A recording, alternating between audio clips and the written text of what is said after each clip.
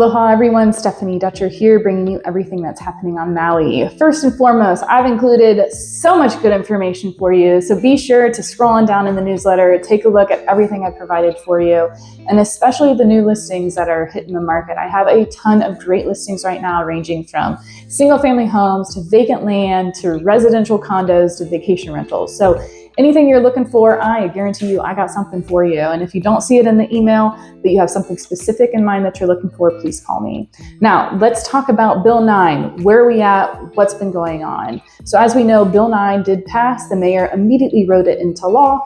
And about a week later, or less than a week later, the very first lawsuit was filed, as expected. The lawsuit was filed by the Maui Royal owners, and then a secondary lawsuit came 3 days after that.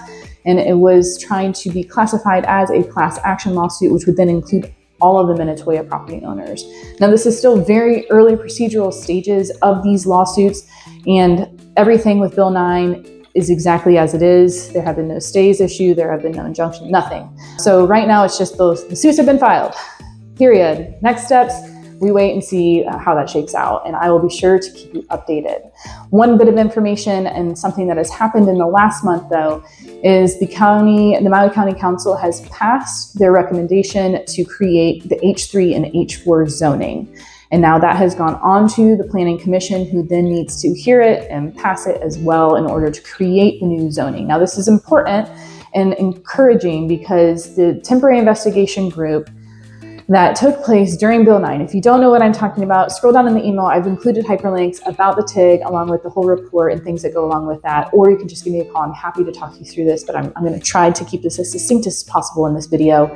But one of the recommendations from that TIG report was to create the H3, H4 zoning so the Minatoya complexes can apply to get their zoning changed from apartment to hotel. So this is an important next step. It shows and tells me that the county council is actually moving forward with the TIG recommendations. Now, the second part of the TIG recommendations was they created a whole list of recommended condo complexes to automatically get their zoning changed from apartment to hotel. But that can't happen unless we have the creation of the H3 and H4 zoning. So as I stated, I feel very encouraged that at least that seems to be having some forward movement, and it passed with an 8-1 passage. So it was almost unanimously passed. Of course, Rawlings Fernandez said no to it, but we're not surprised there because she is Lahaina Strong and the hotel lobbyist. So anyway, what does this mean for the Maui real estate market? Well, at this point in time, not much has changed in that we still have a ton of properties on the market. There are properties that are selling. There are a lot of properties that are sitting. There are more properties that are sitting. Properties that are priced well and priced aggressively, those are the ones that we are seeing move, period.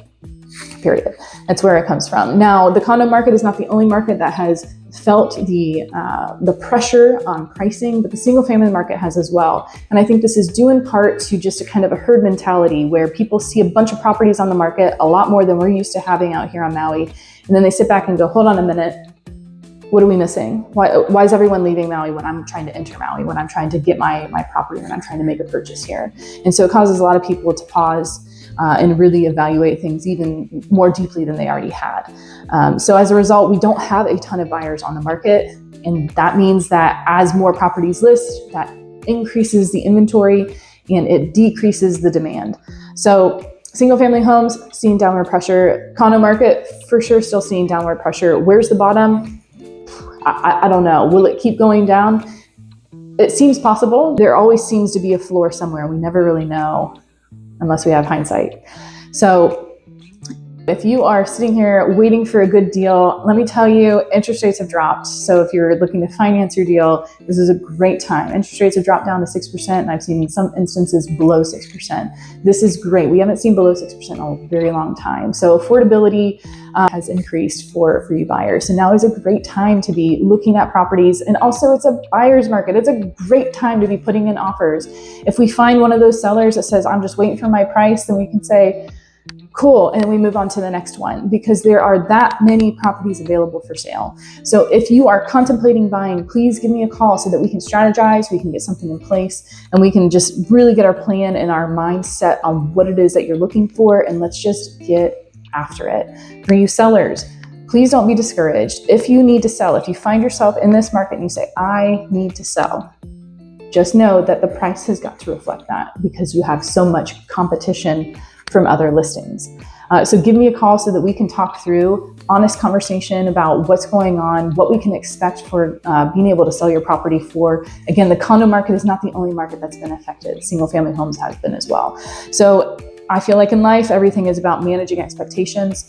So if you're thinking about selling, call me so I can help you manage those expectations in your life and set them for you and help you understand what might come if we do go to market. So anyway, Stephanie Dutcher, your resource for everything related to Maui real estate. I would love for you to contact me. I would love to work with you. And I'll talk to you guys next month. Aloha.